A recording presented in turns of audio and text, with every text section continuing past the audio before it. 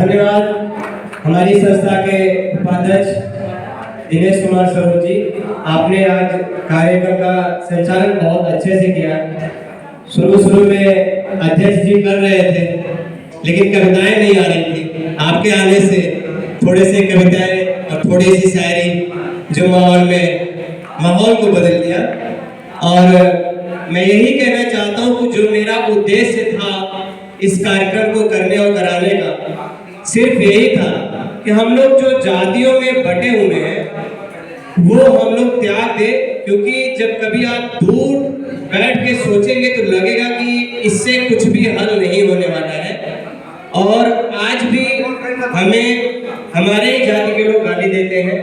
ये सर्वविदित है कि जैसे रतनलाल सर को उनके लोग गाली देते हैं, लक्ष्मण यादव सर को लोग उनके यादव के लोग गाली देते हैं, क्योंकि उनकी बात जो है उनको समझ में ही नहीं आती है कि वो एक्चुअल में चाहते क्या है। वही बात हमारी संस्था के साथ भी है, हमारे साथ भी है। लेकिन हम जब दूर बैठते हैं, कभी किसी अच्छे लोगों के साथ बैठते हैं, तो उसके बीच में यही देखने को मिलता है कि अगर हम एकजुट नहीं हुए तो बहुत ही जल्द खत्म कर दिए जाएंगे। क्योंकि 70 साल बाद हमारी उन्नति नहीं अवनति हुई है। इसी 20 साल में हमारे ही समाज से मुख्यमंत्री शायद उत्तर प्रदेश में थे, बहन जी थी, अखिलेश जी थे, मुलायम सिंह जी थे। लेकिन अब ये धीरे धीरे 7-8 साल से ग्राफ गिरता चला जा रहा है और हम लोग हर क्षेत्र में पिछड़ते चले जा रहे हैं। क्योंकि उनकी जो सोच थी वो बहुजन की वजह से ही सत्ता में आए थे। सारे जाति धर्मों का समर्थन था, ये बात सर्वविदित है। और आज हम उसी के चक्कर में कहीं न कहीं अपने अपने छोटे छोटे संगठन बना करके बेचने का काम कर रहे हैं। सच यही है, थोड़ा कटु है, बुरा भी लग सकता है, लेकिन सच यही है। अभी बताया था नीरज पटेल भाई जी ने कि ये जो संगठन है, सही बात है, एक जाति का है, किसी के लिए काम कर रहे हैं और किसी के द्वारा बनवाए जा रहे हैं। ये टारगेटेड लोग हैं जिनको अपने उद्देश्य नहीं पता है, जो सिर्फ किसी को लाभ देने के लिए बनाए जा रहे हैं। हमें ऐसे लोगों को पहचानना होगा और हमें अपनी जाति की आइकॉन जो हमें पकड़ाई गई है सवर्णों के द्वारा, ये लखन पासी है, सुहेलदेव है, और ये संत रविदास जी हैं, ये गाड़के जी हैं, ये पेरियार जी हैं, ये ललई जी हैं। तो उनको पकड़ करके हम लोग अपने आप में एक अलगाववाद पैदा कर दिए हैं। और ये बात सत्य है कि जाति अहंकारिता इतनी ज्यादा भरी है सबके अंदर, क्योंकि उनको एक जो बताया गया है कि ये तुम्हारे थे, तुम्हें गर्व होना चाहिए। मुझे समझ में यही ना आता कि गर्व किस बात का करें। वो थे, अब तो है ही नहीं। वो थे, अब तो है ही नहीं, तो हम गर्व किस बात का करें। और हमें क्या मिला उन पे गर्व करने से, या क्या मिलेगा, हमने तर्क नहीं किया है। सिर्फ ये ढो रहे हैं कि हम वो थे, हमारे वो थे। हम क्या है ये कोई सोचना ही नहीं चाह रहा है। हम क्या कर रहे हैं, हम क्या करेंगे, इस पे कोई बात नहीं हो रही है। बात इस पे होनी चाहिए। इसीलिए हमारा अपना जो विचार है, सच बात यही है कि हम नास्तिक भी हो गए हैं, छोड़ दिया है बंधन। ठीक है, एक शादी का है, हमें लगता है थोड़े दिन में जैसे जैसे हम समझदार और होंगे और भी चीजों से हम दूर जाएंगे। जैसे जैसे हमारी वैज्ञानिक तार्किक सोच बढ़ेगी, हम बहुत कुछ बातों को सीखेंगे। अभी हम सीख रहे हैं। एक और समस्या है हमारे समाज में, कुछ लोग सवाल करते हैं कि हमारे बाप दादा तो अभी भी पूजा करते हैं, पाठ करते हैं, कर्मकांड करते हैं, हमारी नहीं सुन रहे हैं। तो मेरा ये निवेदन है कि आप उनसे नहीं लड़ सकते, क्योंकि उनके यहाँ पे जो फिट किया गया है वो फिट रहेगा, वो अब नहीं जा सकता। आप अपने नए सॉफ्टवेयर में क्या फिट कर रहे हैं, आप उसको देखिए। और जब आपकी अगली पीढ़ी आएगी, आप जब माँ बाप बनेंगे, तो अपने तरीके से उनको आप डील कर सकते हैं। अभी नहीं, विवाद करने से आपका परिवार दूर होगा, आपके लोग दूर होंगे, क्योंकि उनको आपकी जो सोच है या जो आपकी समझ है वो नहीं समझ पा रहे हैं। इसलिए विवाद नहीं करना है, ये बात सही है, हमें समय लगेगा। एक पीढ़ी से दूसरी पीढ़ी में समय लगेगा और एक एक करके ही हम सब खड़े हो रहे हैं, ये बात दिख भी रही है। पहले शायद हम अकेले थे, फिर हमने 10 लोग और मिले, फिर 100 लोग और मिले जो ये कह रहे हैं कि नहीं ये बात सही है।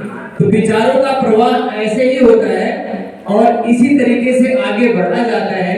काल में स्ट्रगल करते रहे, कितने बड़े पूर्वज हुए, अपने माँ बाप या 1-2-3 पीढ़ी गुजर गई होगी, वो आज जाके खड़े हुए हैं। उन्होंने चिंता नहीं की थी या सोचा भी नहीं था कि वो खड़ा कर पाएंगे, लेकिन वो लड़ रहे थे लगातार। यही इंसान हम लोग को करना है, क्योंकि हमें जो बांटने का खेल चालू है उसको जल्द से जल्द समझना है। और ये हम यहाँ पे इसीलिए, खास करके यहाँ पे जो एक संगोष्ठी थी, ये कोई भीड़ का आलम नहीं था, ना कोई ऐसा पर्पस था।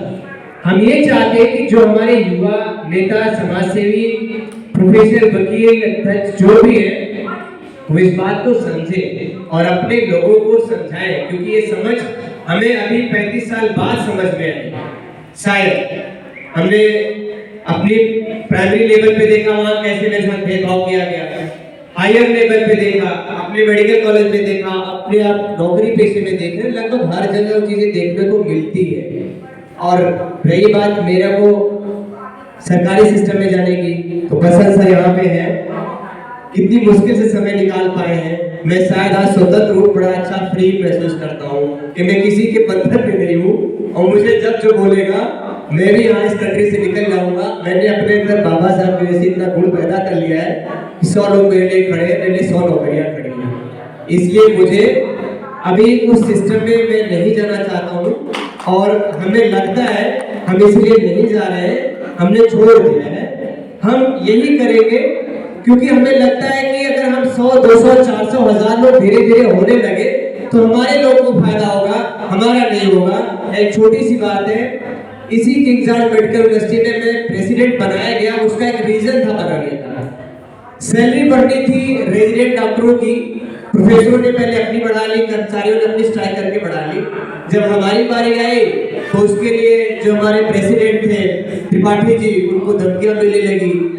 अभी वर्तमान सरकार में आप जानते हैं वो कैसे कर सकते हैं, फोन धमकियां उनके घर पे, उनके घर के लोगों का, वाइस चांसलर का।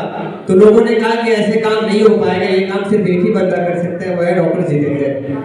और किसी के अंदर चीज नहीं है कि जो राइट या फाइट फॉर राइट के लिए खड़े हो, उसके लिए मुझे बनाया। और मैंने 3 महीने में काम करके दिखाया और मेरे सभी जूनियर्स को सैलरी मिली, 2-2 लाख का एक्स्ट्रा बोनस मिला और आज सबकी सैलरी बढ़ी हुई 35-35 हजार रुपए। तो ये संभव नहीं था, क्योंकि हम जब राइट चीज के लिए फाइट करेंगे तो सब लोग समर्थन देंगे। और हम जो कर रहे हैं, ऐसा नहीं कि मेरे दोस्त यार नहीं जानते, लेकिन मुझसे कोई घृणा नहीं करता है, मैं आपको बता रहा हूँ। आज भी आप जहाँ पे हैं, अगल बगल के लोग हैं, बहुत सारे मेरे प्रोफेसर डॉक्टर हैं, तो बहुत सारे अस्पताल होंगे। आप किसी मेरे बैचमेट से पूछें क्या कि नहीं उसके जैसा इंसान नहीं है, वो करता है तो राइट काम के लिए फाइट करता है। और ये मेरा कर्म ही है और धर्म भी मेरा यही है। हमारे लोग दबे कुचले, हम उनके लिए लड़ेंगे ना। आप संपन्न है, तुम आपकी बात कैसे कर सकते हैं? नहीं कर सकते। हमें करना भी नहीं, हमें उनको देखना है जिनको हमें संपन्न करना है, जिनको हमें जिंदगी देनी, जिनको हमें दिखाना है भाई आप भी अच्छी जिंदगी जी सकते हो। हम उनके लिए लड़ रहे हैं, इसलिए कोई बुराई नहीं है मेरी लड़ाई में। हम आप लोगों का आभार व्यक्त करते हैं कि आप लोग इतनी दूर से चल के आए और हमें भीड़ की जरूरत नहीं थी। कई संस्था के अध्यक्ष यहाँ पे, उन सभी का मैं स्वागत और दिल से अभिनंदन व्यक्त करता हूँ कि आप लोग मेरा इतना समर्थन किए। जो भी हमें 100-200 की संख्या में आए, हमें यही चाहिए था आप इस मैसेज को जितना अच्छा प्रचार प्रसार करें उतना मेरे लिए बेहतर रहेगा और हमारे समाज के लिए बेहतर रहेगा। इसी के बाद हम अपनी बात को समाप्त करते हैं। धन्यवाद, बहुत बहुत धन्यवाद।